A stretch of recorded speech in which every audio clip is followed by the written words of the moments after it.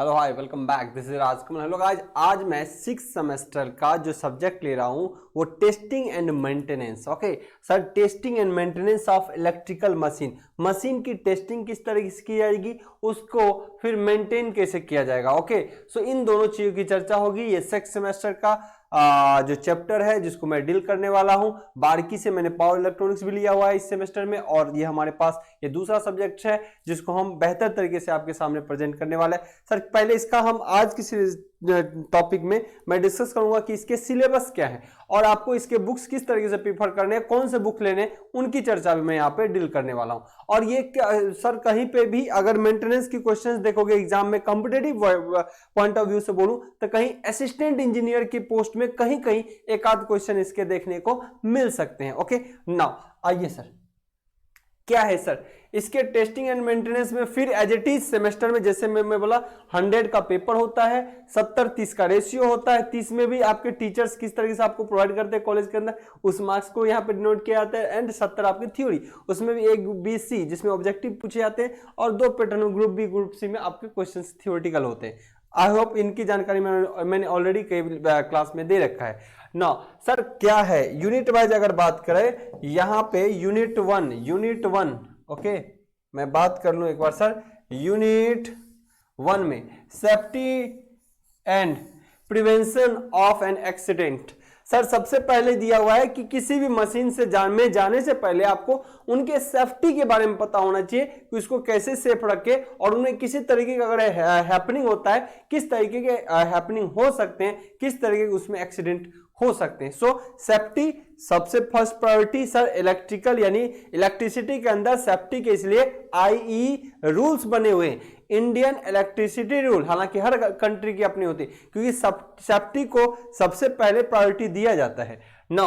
तो इसमें बोला गया safety and prevention of accidents. तो सेफ्टी के बारे में और प्रिवेंस मतलब किसे एक्सीडेंट से कैसे बचा जाए, उनकी चर्चा इस टॉपिक में की जाएगी, जिसमें कि बहुत सारे डिफिनेशंस और उसके बारे में हर एक चीज डील में यहाँ पे किया गया है। So this is all about unit 1, जिसको हम बेहतरीन तरीके से करने वाले विथ नोट्स।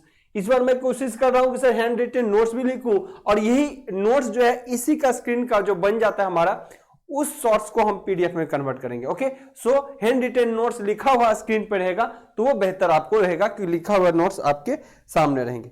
ओके चलिए, आवाज तो आ रही है ना प्रॉपर। नेक्स्ट सर यहाँ पे दूसरा यूनिट क्या कह रहा है, आइए सर। दूसरा यूनिट है जनरल इंट्रोडक्शन। किसका? इसी टेस्टिंग और टेस्टिंग मेथड्स में जनरल इंट्रोडक्शन के बारे में बताया गया है। ओके जनरल इंट्रोडक्शन जो है टेस्टिंग और मेंटेनेंस का किस तरीके से होना चाहिए, तो ये हमारा जनरल मेंटेनेंस के बारे में इंट्रोडक्शन बताया गया है ना। तीसरा यूनिट की अगर मैं बात करूं तो testing and maintenance of rotating machine. Obviously sir हमने रोटेटिंग मशीन देखा, AC मशीन और DC मशीन दोनों में रोटेटिंग मशीन होते हैं। ओके चाहे वो DC मोटर और DC जनरेटर या रोटेटिंग मशीन, इंडक्शन मोटर हो, इंडक्शन जनरेटर हो, रोटेटिंग मशीन। ट्रांसफार्मर एक रोटेटिंग मशीन नहीं है, तो यहाँ पे किसके बारे में बोला गया, testing and maintenance of rotating को ले लिया गया। तो वो DC motor, DC generator, AC motor, AC generator हो सकता है। ओके ना, उन्हीं की चर्चा बिल्कुल single phase, 3 phase, induction motor, उन्हीं पे चर्चाएं होंगी ना। Testing and maintenance of transformer, चूंकि यहां पे रोटेटिंग मशीन की बात कर दिया तो अब ट्रांसफार्मर के बारे में चर्चा कर लिया। ओके सो अब यहां टेस्टिंग और मेंटेनेंस किसके बारे में देखना पड़ेगा सर आपको, ट्रांसफार्मर के बारे में। ओके सो इसके पूरे चीजों को एक एक चीज, शॉर्ट सर्किट क्या हो रहा है, टेस्ट, ओपन सर्किट, डेल्टा, सारे टेस्टिंग के बारे में चर्चा की गई है। इनके बारे में हम एक एक को डील करेंगे अच्छे से, ठीक है। Now another thoughts. 5वें यूनिट में क्या कहा गया सर, 5वें यूनिट में दिया है testing and maintenance of insulations. जैसे कि मैं कल आपको NTPC का एक वीडियो भी दिखाया था, तो वहां पे जो इंसुलेटर्स दिए हुए हैं तो वो बहुत सारे फेंके हुए थे, तो वहां पे और बहुत सारे केबल थे, उनकी टेस्टिंग होती है। तो यहाँ पे टेस्टिंग किसके बारे में बोला गया सर, आपको testing and maintenance of insulations. Insulation कैसे, कवर जो चढ़ाए जाते हैं, सपोज दैट ट्रांसफार्मर जो पतले पतले पत्तियों के बनाए जाते हैं सर, उस पर किस तरीके के लेयर्स चढ़े होते हैं। मैं एक सेकंड बताता हूं, कहां गया ट्रांसफार्मर, वेट अ सेकेंड, एक सेकेंड मैं आपको बताता हूं सर। ट्रांसफार्मर ये ट्रांसफार्मर सर देखिए पतले पतले पत्तियों का बना है ना, पतले पतले पत्तियों का मिलके बनता है एक में इसमें से ये देखिए हटा भी रहा एक पत्ती, तो क्या ये सब पत्ती ऐसे ही जोड़ दिए जाते? नहीं, इसको वार्निश के लेयर से मिलाया जाता है, यानी इसको वार्निश में डुबाया जाता है ताकि वार्निश का कवर चढ़े, और एक वार्निश का लेयर चढ़ गया तो वो आइसोलेट हो गया, वो क्या एक तरह के इंसुलेशन के लेयर हो गए। अब उसकी भी टेस्टिंग की जाती है, वो कितने वोल्टेज तक बियर कर सकता है सर? हाई वोल्टेज में वो जो इंसुलेशन है वो डैमेज हो जाता है और दो कंडक्टर आपस में सट जाएंगे। दो कंडक्टर इन द सेंस आपके दो कोर आपस में सट सकते हैं। ओके, ऐसे एडी करंट का वैल्यू बढ़ जाएगा। ओके, दूसरी बात, इस पे जो वाइंडिंग की गई है ये भी मैंने हटा के दिखाया था, ये देखिए ये कंडक्टर है, कंडक्टर भी पे लेयर चढ़े जाते हैं, नहीं तो कंडक्टर जो बहुत ज्यादा लपेटेंगे तो क्या हो जाएगा सर? शॉर्ट हो जाएगा, तो उस पे भी लेयर चढ़ाते हैं। सो वो भी कितने लेयर तक उसको सस्टेन करेगा? बहुत ज्यादा वोल्टेज अगर बढ़ेगा तो सर क्या होगा? हीट के कारण क्या होगा? इंसुलेशन डैमेज हो जाएगा। सो इंसुलेशन की जो होती है test and maintenance of insulation होती है। ओके, नाउ ये अपने अपने रूल्स के अकॉर्डिंग कब किस तरह के रूल दिए गए उसके बारे में चर्चा है यहाँ पे। यूनिट 6 में बोल रहा है installations.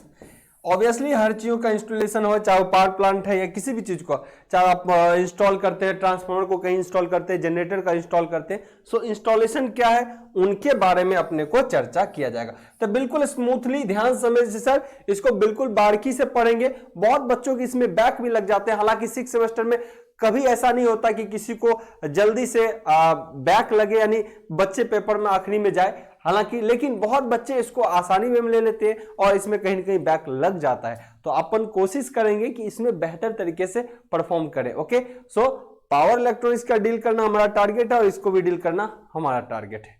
Okay, now this is all about इसके सिलेबस किस तरीके से, ये आपके सिलेबस के पैटर्न रहे और इसमें अपने को वो करना है, स्टडी करना। नाउ सर यहाँ पे आप देखोगे ना, इसके बुक्स सर कौन से प्रीफर करें? तो बुक्स मैं कहूंगा कि अगर आप लोग के पास एज पर सेमेस्टर जो गिवन है रेफरेंस बुक अगर वो है तो कोई बुक मत खरीदिएगा।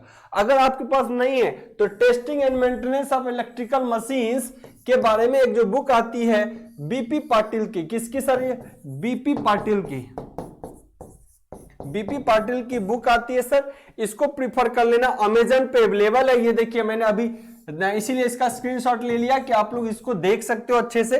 इसका बीपी पाटिल के बुक आप ले लेना और बीपी पाटिल के बुक लेने के बाद इसको आप बहुत बेहतर तरीके से हम आपको कवर कराएंगे। और या फिर अगर एसबीटी के तौर तरीके से कोई बुक्स अगर दिया हुआ है तो वो रहने दो, फिर ये छोड़ देना, वही ले लेना। अगर नहीं है तो सर इसी बुक को प्रीफर कर लिएगा। ओके, बीपी पाटिल को प्रीफर करिएगा। अदरवाइज आपको operation and maintenance of electrical machines BVS raw का ये देख लेना वॉल्यूम 1। ओके, ये देख लेना, या फिर अगर किसी बहुत बच्चे ये फाउंडेशन पब्लिकेशन लोकल वाला है, अगर इसको भी रखते हैं तो सर काम चल जाएगा आपका, सेमेस्टर का काम इससे भी चल जाएगा। ओके, आपके पास अगर इनमें से लिस्टेड है वो है तो ठीक, अदरवाइज सर आप ये बुक प्रीफर कर सकते हैं। कौन सा sir? Testing and maintenance of किसका? बीपी पाटिल का। ये है बीपी पाटिल और इधर वाला क्या था सर? बीवीएस रॉ वाला। ये अगर मिल जाए तो ठीक है। अगर ये देखिए इसमें आपको बहुत टॉपिक बीएल थरेजा का तो स्टैंडर्ड बुक है पर इसमें सब कुछ मिलेगा नहीं, ये प्रॉब्लम क्रिएट करेगा।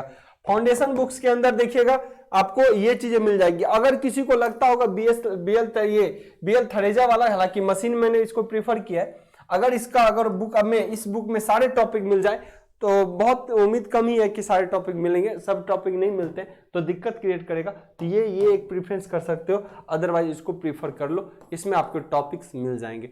Okay, so this is all about कि मेंटेनेंस को कैसे कवर करना है, टेस्टिंग कैसे करने हैं, मेंटेनेंस कैसे करने हैं। बहुत बच्चे के क्वारी थे सर आप ही लो, तो मुझे लगा कि क्यों ना फिर इसको डील करा जाए। बहुत बच्चों को इसमें डर है कि सर मेरा बैक लग जाए, मेरा ये हो जाएगा वो हो जाएगा। सो मैंने बोला कि बिल्कुल मेरी पूरी कोशिश होगी कि हम इसको बेहतर तरीके से आपके सामने रखूं। ओके, तो चलिए सर मैं इसके बारे में आपको बताया। So this is all about unit यानी सब्जेक्ट 2। मेरे साइड से 2 सब्जेक्ट मेरा है। नेक्स्ट आपको कंट्रोल का भी मिलता जाएगा, नेक्स्ट आपको माइक्रो प्रोसेसर एंड कंट्रोलर 8085 8081 के बारे में डिस्कशन मिलेगा। ट्रैक्शन भी सर 1 से 2 दिन में सारे वीडियो आपको मिलने लगेंगे। ओके, मैं 2 दिन का गैप पे था, सो आई होप कि कल तक आपको सारे वीडियो एक सीरीज में मिलने लगेंगे। Okay, bye bye, take care.